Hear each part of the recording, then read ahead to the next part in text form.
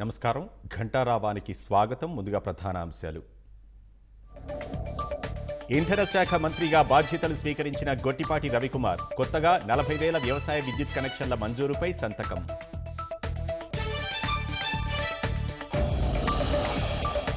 కొత్త సభ్యులకు అవసరమైతే శిక్షణ కేంద్రాలు పెడతాం, మంచి నాయకులుగా తీర్చిదిద్దుతామని స్పీకర్ అయ్యన్న వెల్లడి.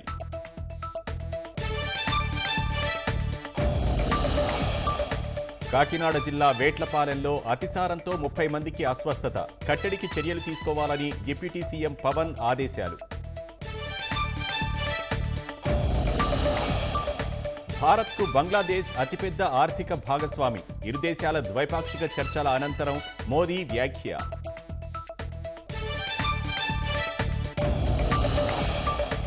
పరీక్షల్లో అక్రమాలు అరికట్టే చట్టంపై కాంగ్రెస్ విమర్శలు, నష్ట నివారణ చర్యల్లో భాగంగానే కేంద్రం తెచ్చిందని ఆగ్రహం.